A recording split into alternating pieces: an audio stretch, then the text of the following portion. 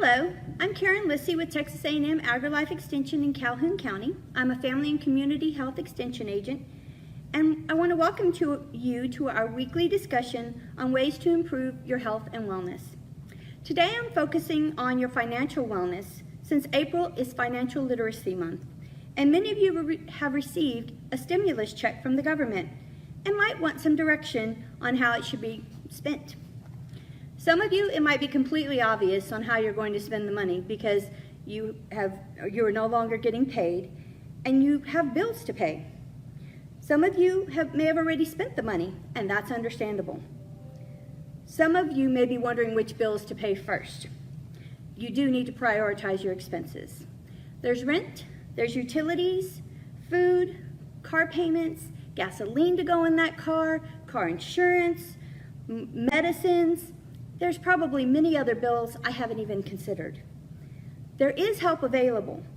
Some student loans are being deferred for 6 months, payments and interest. You just need to call your lender. Some people can qualify for help with utility bills. Talk to your landlord. They may be able to work with you with your rent. And if you have house payments, you may want to talk to your lender there too. Ultimately, it's up to you to prioritize which bills that need to be paid first. For those of you who are still getting a paycheck, you definitely have choices that need to be made.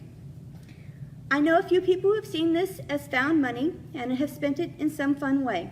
And originally, stimulus checks, that's exactly what you should do with them. They wanted to stimulate the economy. I only want to tell you what some experts say might be a better option. Taxes are going to be due July 15th. If you're going to owe taxes, then you might want to put that money aside in a savings account to save for paying those taxes, because you will have to pay those taxes.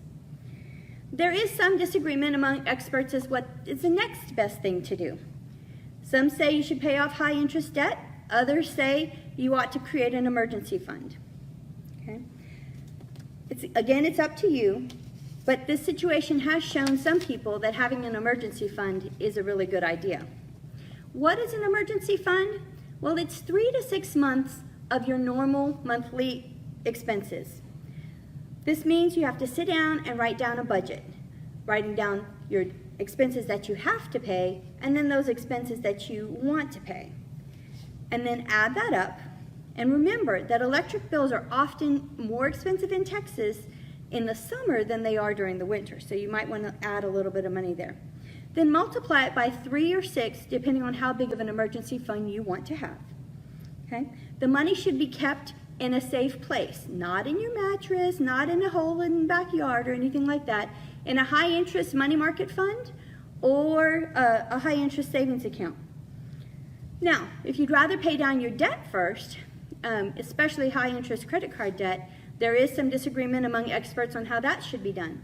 Some think that you ought to pay the highest interest first because that's what's costing you the most money each month. And then you can use that money to start paying off others. Others think you feel better if you can actually pay off a whole bill and then use that money to pay another one and then pay off that little bill and pay off the little ones. It's up to you. Once again, it's up to you. I try not to carry any high-interest credit card debt, but sometimes that's easier said than done.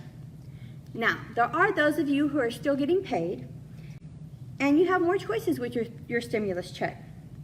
You can save it or invest it. Some people think the stock market, since it's been a little bit down, that they might want to spend their money in the stock market. That might be a good way to go for you.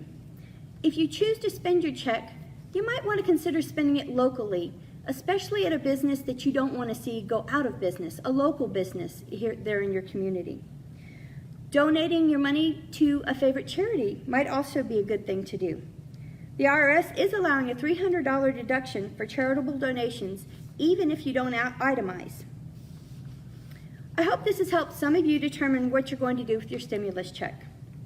My name is Lyssy, and I'm with Texas A&M AgriLife Extension in Calhoun County. Join us next Friday. May is National Physical Activity, Mental Health, and Stroke Awareness Month. Each Friday in May will focus on one of these topics.